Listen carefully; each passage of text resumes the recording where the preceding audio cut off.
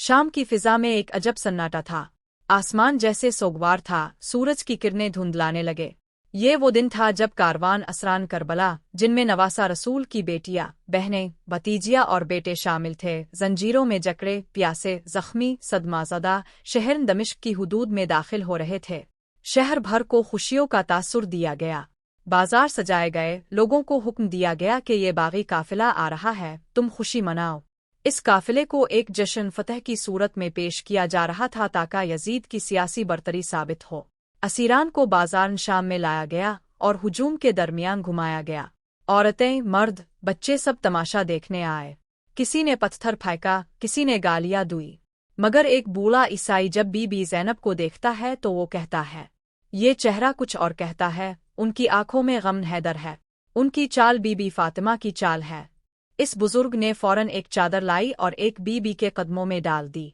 जब सिपाही ने वो चादर फेंकी तो बुजुर्ग ने कहा, अगर तुम्हें उनकी हकीकत मालूम होती तो तुम उनके पाँव के नीचे की मिट्टी भी ना जाओते।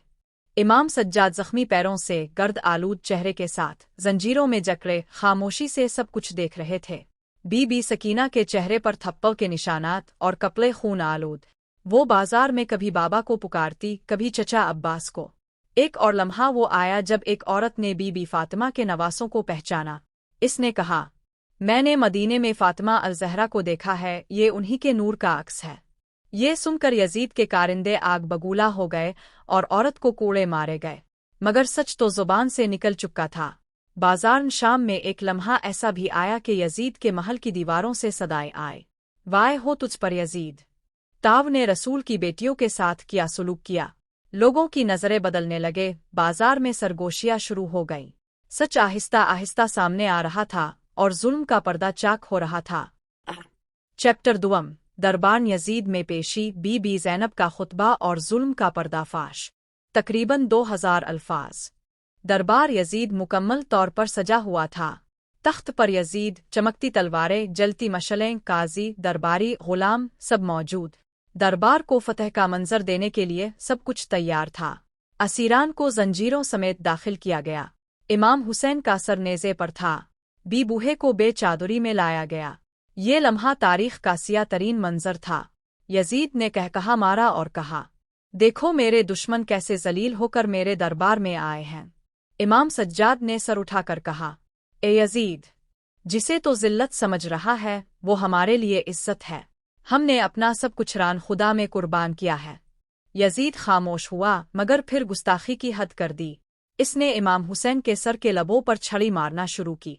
सहाबी अबू बरसे असलमी और जैद बन अरकम जैसे अफराद जो दरबार में मौजूद थे चीख उठे, यजीद, खुदा की किस्म, मैंने उन लबों को रसूल अल्लाह के लबों से लगते देखा है। यजीद ने उन बुजुर्गों को खामोश करवाया मगर फिजा बदल चुकी थी। सबकी नज़रें इमाम हुसैन के सर पर जिमी थीं और दिल रू रहे थे। इसी लम्हे बीबी ज़ैनब खड़ी हुई। दरबार में खामोशी छा गई। एक औरत जिसकी चादर छीन ली गई थी, जिसने अपने भाई, बेटे, भतीजे कुर्बान कर दिए थे, अब यजीद के तख्त के सामने खड़ी थी। बीबी ने फरमाया, यजीद, ताव समझता है कि ताव ने हमें शिकस्त दी है। ताव हमें जंजीरों में लाया। सुन ले, हमने अपने दीन को बचाया है, ताव ने अपने इक्तिदार को रुस्वा किया है। ए यजीद, ये तेरे ज़ाहिरी जश्न, ये तेरे तख्त, ये तेरे गुलाम सब फना हो जाएंगे, मगर मेरे नाना का दीन, मेरा भाई हुसैन और इसका पैगाम क़यामत तक जिंदा रहेगा। दरबार लरज़ गया। यजीद चुप रहा। लोग रोने लगे। असीरान की सदाकत और मजलूमियत सब पर आया हो चुकी थी। इमाम सजादुब भी खड़े हुए और यजीद के दरबार में अपना तारुफ करवाया। लोगों, मैं हुसैन का बेटा हूँ, अली का पोता, फातिमा का नवासा, मैं इसका बेटा हूँ जिसका गला फरात के किनारे प्यासा काटा गया। यजीद कांप उठा। अब हर आँख अश्कबार थी। दरबारी भी रोने लगे। हकीकत सामने आ चुकी थी।